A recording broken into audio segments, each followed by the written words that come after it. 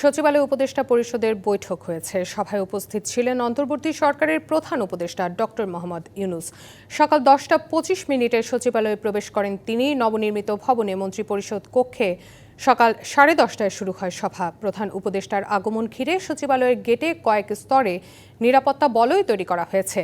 1 নম্বর gate ছাড়া অন্য কোনো গেট দিয়ে গাড়ি প্রবেশ করতে দেয়া হয়নি। 1 নম্বর গেটে সোয়াত সদস্যদের দায়িত্ব পালন করতে দেখা গেছে। কর্মকর্তা কর্মচারী ছাড়া আর কাউকে প্রবেশ করতে দেয়া হচ্ছে না। সচিবালয়ে প্রবেশের স্টিকার ছাড়া কোনো গাড়িও প্রবেশ করতে দেয়া হচ্ছে না।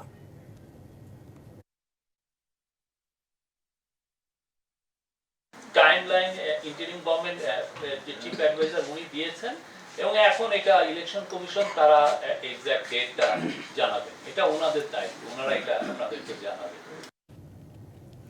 2026 ফেব্রুয়ারিতে ভোট আয়োজনে প্রধান উপদেষ্টার কার্যালয়ে দেয়া চিঠি পেয়েছে নির্বাচন কমিশন। সকালে কমিশন সচিব আক্তার আহমেদ এটি নিশ্চিত করেছেন। এদিকে আরপিও সংশোধন সহ কয়েকটি বিষয়ের সিদ্ধান্তে পৌঁছতে বৈঠকে বসেছে নির্বাচন কমিশন। এর আগে বুধবার রাতে প্রধান উপদেষ্টার কার্যালয় থেকে ইসিকে নির্বাচন আয়োজনে চিঠি দেওয়া হয়। এতে উল্লেখিত সময়ে প্রত্যাশিত মানের অবাধ, সুষ্ঠু এবং উৎসব মুখর জাতীয় নির্বাচনের প্রয়োজনীয় কার্যক্রম গ্রহণের কথা বলা হয়। বিগত 15 বছরে নাগরিকদের ভোট দিতে না পারার প্রেক্ষাপট তুলে ধরে আগামী নির্বাচনে ভোট উৎসবের মধ্য দিয়ে স্মরণীয় করার কথা জানানো হয়। এরই অংশ হিসেবে রাজনৈতিক দল ও প্রার্থীর আচরণ বিধিমালা, আরপিও সংশোধন, প্রবাসী ভোট পদ্ধতির অগ্রগতি সহ কয়েকটি বিষয়ের সিদ্ধান্তে পৌঁছতে সিইসি সভাপতিত্বে নবম কমিশন সভা চলছে ইসি সচিবালয়ে। শেখ হাসিনা দুঃশাসন হটাতে যুগপৎ আন্দোলনে যারা রাজপথে ছিলেন তাদের সঙ্গে নিয়ে নির্বাচনে যাবে বিএনপি, এমন কথা বলেছেন দলটির স্থায়ী কমিটির সদস্য সালাউদ্দিন আহমেদ।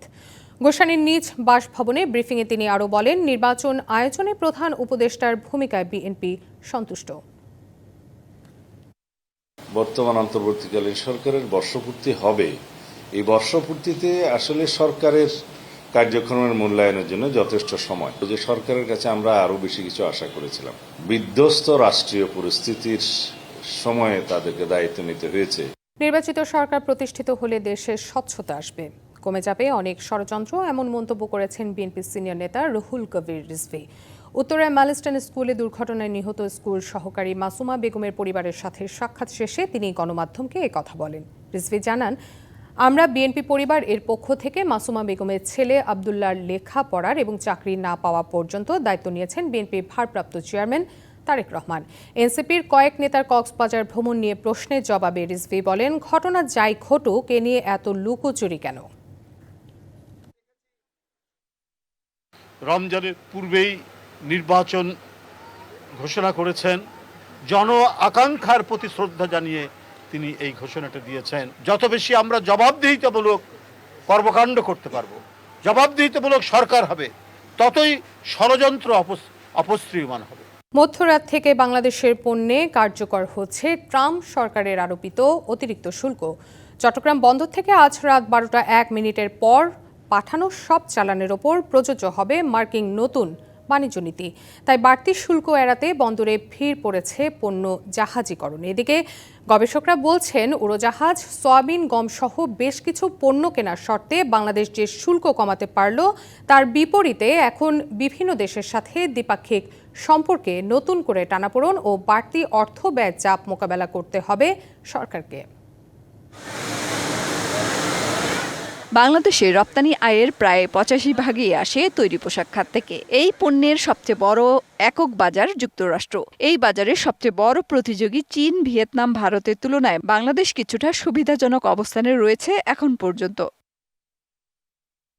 হোয়াইট হাউস থেকে গত 31 জুলাই জারি করা হয়েছে নির্বাহী আদেশ। সে অনুযায়ী নতুন শুল্ক চট্টগ্রাম বন্দর দিয়ে বৃহস্পতিবার দিবাগত রাত 12টা 1 পর পাঠানো সব চালানের উপর প্রযোজ্য হবে।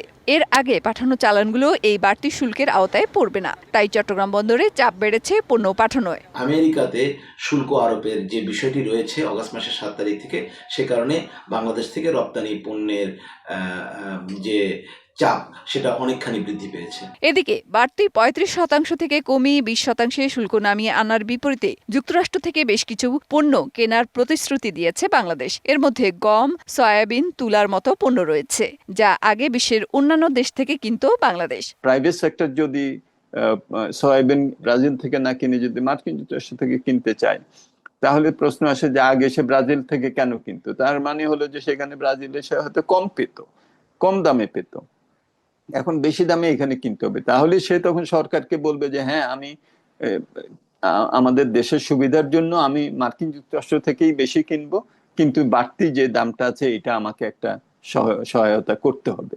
তো এইগুলোর কিন্তু ইকোনমিক কস্টও আছে। দ্বিপাক্ষিক সম্পর্ক একটা, আরেকটা হলো যে এটার ইকোনমিক কস্ট।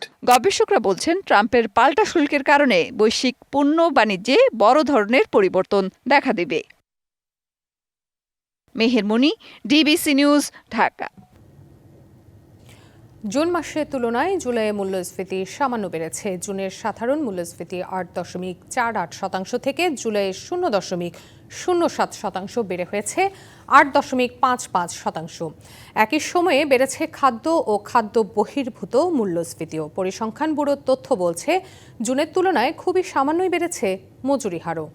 মূল্যস্ফীতির তথ্য বিশ্লেষণে দেখা যায়, জুনের সাধারণ মূল্যস্ফীতি ছিল ৮.৪৮%, যা জুলাইয়ে বেড়ে হয় ৮.55%। আর জুনে খাদ্য মূল্যস্ফীতি ছিল ৭.৩৯%, যা জুলাইয়ে হয়েছে ৭.৫৬%।